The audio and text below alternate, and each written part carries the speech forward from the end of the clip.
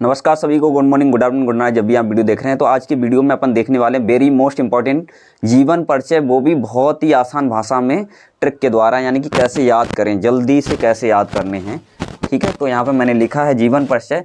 तो यहाँ पे वेरी मोस्ट इंपॉर्टेंट हमारा जीवन परिचय है वासुदेव शरण अग्रवाल का। तो सबसे पहले आपको याद करना है वासुदेव शरण का मतलब जन्म तिथि, यानी कि इनकी जन्म कब हुआ था। 1904 में, 1904 ईस्वी में इनका जन्म हुआ था लखनऊ में, वैश्य परिवार में। वैश्य मतलब इनका परिवार जो है व्यापार से जुड़ा हुआ था। वैश्य परिवार में इनका जन्म हुआ लखनऊ में। इनका बचपन भी लखनऊ में बीता। इनकी प्रारंभिक शिक्षा लखनऊ में हुई। ठीक है, तो इतनी सारी चीज़ें आपको याद रखनी है। इनका मतलब जन्म भी लखनऊ में, इनकी प्रारंभिक शिक्षा लखनऊ में, और इनका परिवार जो है वैश्य परिवार में इनका जन्म हुआ था। ठीक है, शिक्षा, उसके बाद उच्च शिक्षा इन्होंने काशी विश्वविद्यालय में से बीए किया, लखनऊ से एमए और पीएचडी और डीएलएड की उपाधि प्राप्त करी। तो इनकी शिक्षा के बारे में आपको ज़रूर से लिखना है, मोटी मोटी बातों को याद करना है, जैसे कि जन्म कहाँ हुआ, कब हुआ, कहाँ हुआ, और इनकी शिक्षा, इनके कार्य के बाद मृत्यु, और मृत्यु के बाद जन्म, मतलब इनकी एक दो रचनाएं। बस इतना जीवन परिचय बना करके लिख दोगे आपको। ठीक है, तो 5 नंबर आपको मिल जाएगा। ठीक है, ज़्यादा कुछ करना नहीं है, आसान भाषा में से पढ़ लेते हैं जल्दी से।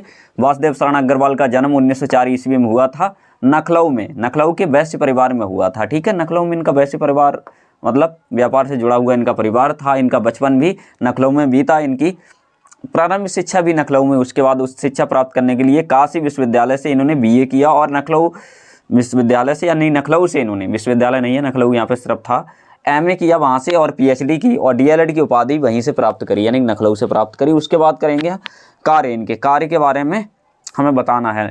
तो कार्य क्या किया कि इन्हें काशी हिंदू विश्वविद्यालय में ये क्या होते हैं, पुरातत्व प्राचीन इतिहास विभाग के अध्यक्ष बने।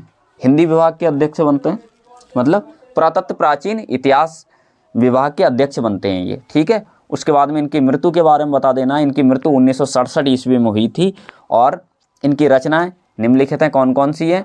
पृथ्वीपुत्र और कल्पवृक्ष और वेद विद्या। ठीक है, तो इतना सब कुछ इनके बारे में याद करना है, और आपका जीवन परिचय बन करके तैयार हो जाएगा। दूसरा हजारी प्रसाद का वेरी मोस्ट इंपॉर्टेंट जीवन परिचय है, इसे भी अच्छे से याद कर लेना है, और इसका स्क्रीनशॉट ले लें ताकि रिवीजन करते समय कोई दिक्कत ना हो, एक बार रिवाइज करके जाएं एग्जाम में। ठीक है, हजारी प्रसाद का जन्म 1907 ईस्वी में हुआ था।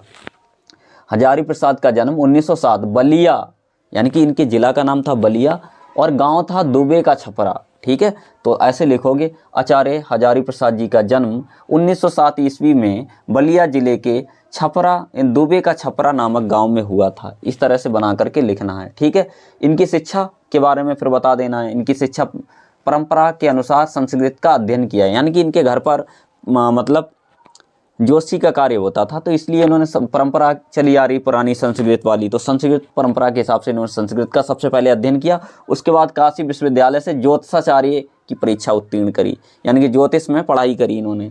ठीक है, पढ़ाई करने के बाद क्या होता है, इनके कुछ कार्य, यानी कि इनने कुछ कारनामे भी किए होंगे, वो कार्य के बारे में बताना, 2-4 कार्य। जैसे कि 1950 ईस्वी में ये क्या करते हैं, काशी विश्वविद्यालय हिंदी विभाग के अध्यक्ष बनते हैं। हिंदी विभाग में क्या बनते हैं, अध्यक्ष। कौन से विश्वविद्यालय में? काशी विश्वविद्यालय में हिंदी विभाग के अध्यक्ष बनते हैं 1950 में। उसके बाद में क्या होता है, 1957 में इन्हें पद्म भूषण दिया जाता है भारत सरकार के द्वारा। ठीक है, पद्म भूषण 1947 में। 1966 में क्या होता है, चंडीगढ़ विश्वविद्यालय में हिंदी विभाग के अध्यक्ष बनते हैं ये। ठीक है, तो इनके ये काम थे। उसके बाद इनकी मृत्यु के बारे में बताना। 1979 ईस्वी में इनकी मृत्यु हुई, और इनकी रचना है बाण भट्ट की आत्मकथा। ठीक है, बाण भट्ट की आत्मकथा इनकी रचना है। उसके बाद साहित्य का मर्म और अशोक के फूल, ये इनकी रचना है। ठीक है, तो जीवन परिचय को याद करते समय उनके मेन पॉइंट याद कर लो। मेन पॉइंट कौन कौन से होते हैं? जैसे कि जन्म। ठीक है, जन्म स्थान, यानी कि जन्म का मतलब है किस सन में हुआ, जन्म स्थान मतलब कहाँ हुआ, वो जगह कहाँ है, तो जगह यहाँ बलिया, और गाँव इनका दुबे का छपरा। ठीक है, उसके बाद में शिक्षा के बारे में जानकारी होना चाहिए, इनकी शिक्षा कहाँ कहाँ से हुई।